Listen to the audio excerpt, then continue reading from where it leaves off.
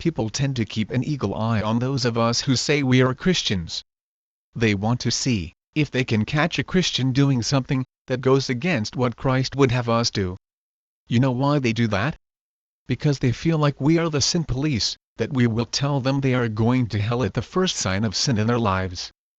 If this stereotype is going to go away, Christians need to do two things.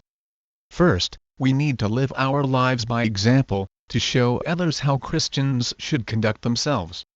But we also need to stop condemning people when we have a Savior who laid down his life for our past, present, and future sins. We are not sinless. We cannot expect others to be. And we certainly cannot judge others when we see their sins. That is the behavior that makes Christians seem hypocritical.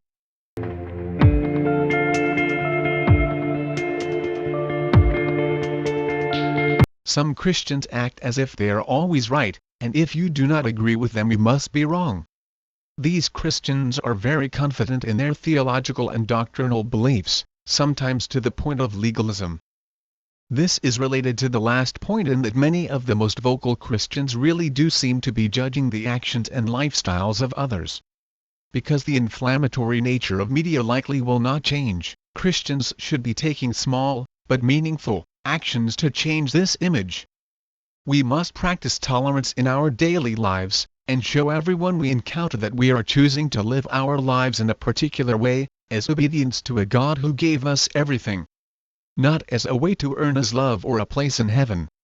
We should be open about our own shortcomings, while encouraging others to find fulfillment in Jesus, just as we have. In this way, we are not standing in judgment of their lives, but offering the same hope and help we have found. When Jesus tells us to love your neighbor as yourself, it does not suggest which neighbors we are to love. That is because we are meant to love all neighbors. Those we like and those we do not. There is a meme I saw once on Facebook that read, "Love thy neighbor, thy homeless neighbor, thy Muslim neighbor, thy black neighbor, thy gay neighbor, thy white neighbor, thy Jewish neighbor, thy Christian neighbor, thy atheist neighbor, thy racist neighbor, thy addicted neighbor." To me, it demonstrated perfectly the principle that we, as Christians, are meant to live by.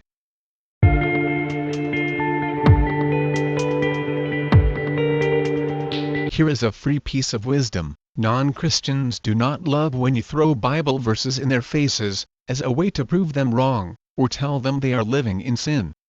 Yet, many Christians seem to reference the Bible with everything they say.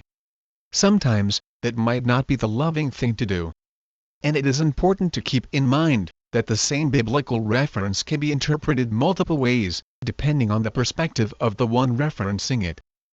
That is not to say there is no such thing as ultimate truth, but the Bible was written and translated thousands of years ago, and it is worth taking the time to consider the many things we encounter today that were not present in the lives of the biblical authors. Being a Christian is not about ignoring the problems of the modern age, and referencing a Bible passage written for and in the context of first-century Christians, to back up our arguments in the 21st century.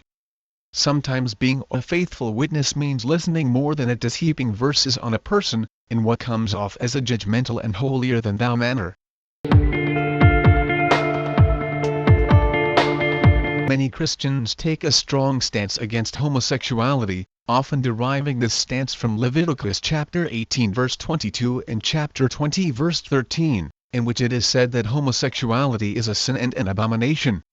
But Leviticus also says that we should not eat shellfish, nor should we have tattoos, yet we do not rail against the crab-obsessed state of Maryland.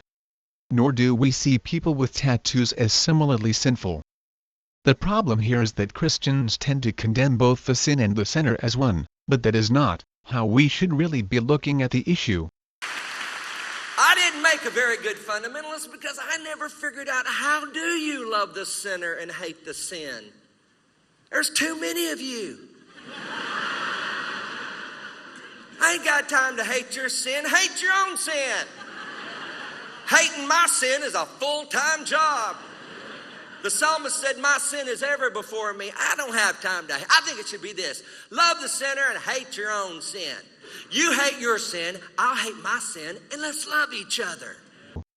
While the gay community commits an act that is deemed a sin, so do all of us Christians commit different sins on a daily basis.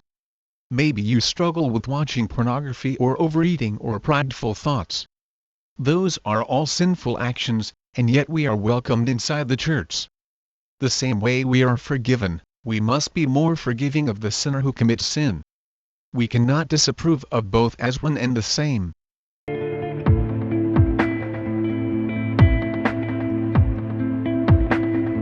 If you go into the Minneapolis airport or any number of other places, you will be hard-pressed to find a soda. You may rant about the nanny state and how it is not right for special interest groups and the government to infringe on your personal choice to drink Diet Coke. Yes, you know it has aspartame. Yes, you know that soda is unhealthy and corrodes your insides, but you do not want to care, and this is an oft-repeated speech I have learned word for word. If you wanted to drink kombucha juice, you would. You have been presented with the information, the evidence for a better lifestyle, but you choose not to live it, and it is really not anyone else's business that you do. And it certainly is not the business of those well-meaning friends, who give you side-eye, when you order a turkey club sandwich, and fries instead of a salad. Of course bacon is not healthy, but you do not like lettuce. This is how many people view Christians, as that friend who just cannot let it go that you choose to eat bacon instead of salad. Or the people, who are hard at work ensuring that it is more difficult to find a soda than street drugs. All you can do as a Christian is live the most Christ-like life you can, and share the word with people you care about. At the end of the day, if they choose not to live a spiritually healthy life, treat them the same way you might treat a friend who does not live a physically healthy life.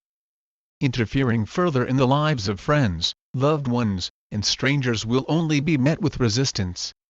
It can shut down potential future conversations that might arise if you would have the patience. Let a person come to you in their own time. The Spirit is working in them, so rest easy.